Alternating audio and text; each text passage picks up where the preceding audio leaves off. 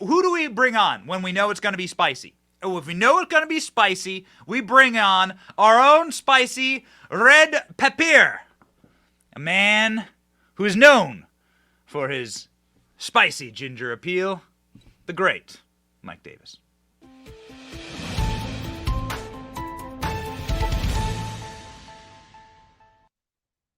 Mike, top of my timeline was a tweet from you saying that your 3-week reign of terror shall commence imminently, and we just played a quite long clip, but a good clip from CNN saying, everyone hates Biden, including us. What do you make of like the current environment in America? Like, because it seems like the regime is collapsing at a very quick pace. Yeah, I mean, Joe Biden was the Democrats' useful idiot, and he's no longer useful. He's actually a drag on the Democrat Party, and he should be. He's a moron. Remember what President Obama said about Biden. Don't underestimate Joe's ability to F things up. This guy is a total clown. He came in promising to unify our country, and he divided it more than ever. He politicized and weaponized our justice system. He drove our economy into the ground. He spent like a drunken sailor. Our interest rates are too high. People can't afford to get homes anymore, or if they can't afford to get homes, they're much smaller homes. Inflation is through the roof, and this guy, what he lacks in competence, he makes up for with arrogance, and he'll never change. So you have been such a warrior and coming on this program and many, many others, and I really can't believe that Fox News still has you on. You're so based when you're on there. You are now the officially most based person on Fox. Mike, when you go on these programs, you detail the crimes of the Bidens from a legal perspective, and clearly from a governmental perspective. You've worked in the Senate, you've worked in White Houses, and you have this morning breaking Ken Buck saying, I've seen no evidence of wrongdoing from Joe Biden. I won't support an impeachment inquiry. I clearly compromised Ken Buck, letting all of us down. What would you have to say to a guy like Ken Buck? Look, I like Ken Buck personally. He's been a warrior and at the tip of the spear on the big tech fight from the right, but he is just simply wrong here. And it's dangerous to our country to have a clearly compromised president of the United States. Joe Biden took a $10 million foreign bribe from Burisma and changed American policy, threatened to cut off $1 billion in U.S. aid to Ukraine if the Ukrainian president didn't fire the Ukrainian prosecutor investigating Burisma and the Bidens. And there are 17 audio tapes, 15 with Hunter, 2 with Joe, where this Burisma executive is getting shaken down by the Bidens. Well, guess what? This Burisma executive is almost certainly a Russian asset. And so Putin has these tapes, presumably. And so that means Biden is compromised. What does that mean when a president of the United States is compromised? Putin smells Biden's weakness. Obama put Biden in charge of Ukraine back when Biden was the vice president. Biden went on the take. Every family member, it seems, was on the take, except for the 5-year-old granddaughter who they finally acknowledged after 5 years under political pressure. Putin knew this corruption. Putin knew this weakness. He took Crimea from Ukraine. 4 years of peace and prosperity. No conflict with Russia during Trump. And now Biden is back, and Putin, who's a monster, smells Biden's weakness. And now he's trying to take the rest of Ukraine. We're going to see the same thing happen in China. The Bidens were on the Chinese payroll as well. So they're on the Ukrainian payroll, the Chinese payroll. The 2 biggest trouble spots in the world are Russia and Ukraine, and China with Taiwan. You could see China try to invade Taiwan and try to take Taiwan, especially if they think Trump is coming back into the White House, because they're going to try to do it while it's under Biden's watch, because they know he's weak, they know he's compromised, they know they have blackmail on him. Yeah. So speaking of somebody who really doesn't like blackmails, Hunter Biden now has a new attorney. And I say that because of the clear evidence, quite frankly, of Hunter Biden blamed his cocaine kick out of the Navy on 2 black guys. That this is like a classic Biden family move. It's been written like by the New Yorker. Like Hunter blamed 2 black men for giving him a crack cigarette, because those are things totally that just get handed out in D.C.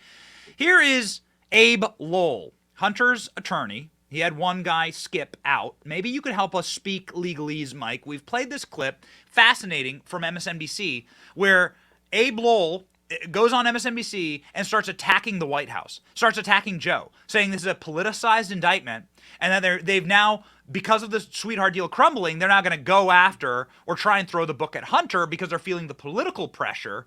Can you talk me through, as a lawyer for a very long time in Washington, D.C., what's going on behind the scenes here? Like, could we actually see Joe Biden on a witness stand as they threatened? Is this Hunter Biden turning on his father? No, this is a charade, and I'll tell you why. David Weiss is the Delaware U.S. attorney. He was handpicked by both Democrat home state senators, which is the tradition, the blue slip tradition in the Senate. I was the chief counsel for nominations on the Senate Judiciary Committee when David Weiss's nomination went through. I saw the recommendation letter from both home state senators. It's a bad tradition we have that home state senators get a handpick, the U.S. attorney who would prosecute their corruption case, the district court judge who would oversee the trial, and the U.S. marshal who would escort them to prison. But that's just how it works in Washington, D.C. David Weiss covered up and protected the Bidens for many, many, many years. He delivered for the Bidens. For 5 years or so, it seems like Weiss has been protecting the Bidens. David Weiss received evidence deemed credible by the Pittsburgh U.S. attorney that Joe Biden and Hunter Biden took this $10 million Burisma bribe. He did nothing about this. He covered this up. He tried to create this sweetheart deal to give Hunter and Joe essentially backdoor immunity for their obvious crimes. He let the statute of limitations run on Hunter's clear tax evasion for millions of dollars in unpaid taxes. He got caught with this secret sweetheart deal, this diversion agreement by this judge, this Delaware Judge Nareka, who actually did her job. Surprisingly, she did her job because she was also picked by the Democrat home state senators. She blew up this deal, and now what they need to do is drag out this case as long as they can, because they know the second this case is resolved and Hunter is no longer facing legal jeopardy, he can't claim he can't plead the Fifth Amendment right not to incriminate himself if he's called before the House Oversight Committee or the House Judiciary Committee or another congressional committee. So you're saying that this is effectively a front to give the illusion that they're doing of justice, and they're really just slow walking all of this to see what happens in 2024.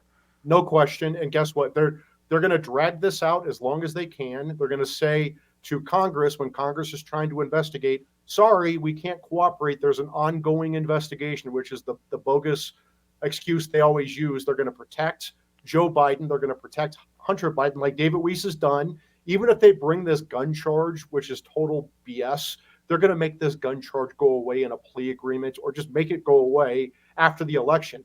Joe Biden knows he can't pardon Hunter before the election because then Hunter is subject to congressional testimony. He can't plead the Fifth Amendment. So they're going to wait until after November 5th, 2024, and David Weiss is going to plea out this to another sweetheart deal, dismiss the charges altogether, or Joe Biden's going to pardon Hunter Biden. Well, that will be an exciting moment where you begin to see exactly how all of the regime works, and I think the American people are quite frankly sick of it, and the American people are sick of these bogus shenanigans, legal shenanigans. What we're seeing right now is a move to kick Donald Trump off the ballot. We have a question for you directly from the Benny Brigade from Elaine Harper. Mike, is there any way that Trump can be removed from the ballot? I'm hearing that there's no constitutional reason, but that's never stopped folks with Trump derangement syndrome. Yeah, so Democrats impeached Trump twice. They indicted him 4 times, and they brought several civil lawsuits against Trump, including Tish James of New York, the attorney general, bringing a civil fraud lawsuit against Trump for the non-fraud of a businessman paying back sophisticated Wall Street banks in full with interest.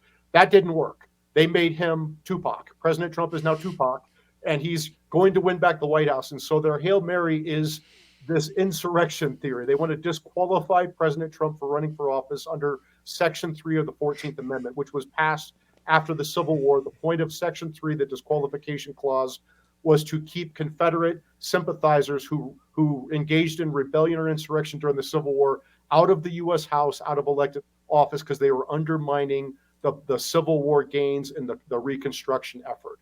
And so in order to, there's a case on this from like 150 years ago. In order to disqualify a candidate under the disqualification clause, Section 3 of the 14th Amendment, under Section 5 of the 14th Amendment, Congress has the power to pass legislation, and Congress has done that. They have passed an insurrection and rebellion federal criminal statutes, which calls for disqualification if found guilty beyond a reasonable doubt by a unanimous jury upheld on appeal. That's what has to happen if they want to disqualify President Trump. The reason they're not doing that is because they don't have evidence. Because how many insurrectionists get to the Senate floor of a nation's capital, walk through velvet ropes, follow police directions, and don't burn the damn place down? There was not an insurrection. There was a protest that was permitted by the National Park Service and allowed under the First Amendment that got out of control and turned into a riot. It was not an insurrection. The January 6th committee looked for insurrection evidence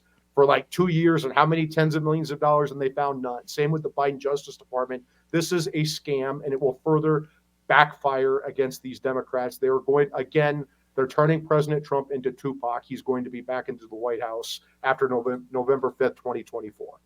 And we think that he will be inspiring many erections when that happens. Thank you very much, Mike, for joining the program. Of course, that's a quote directly from Chuck Schumer, who's very excited about a return for Donald Trump. Mike runs the Article 3 project in Washington, D.C., one of the premier group to actually fight left-wing insanity in our course. You have to go support him, and you have to follow him on X. Here's his X profile. Man, Mike's going to be rounding the corner.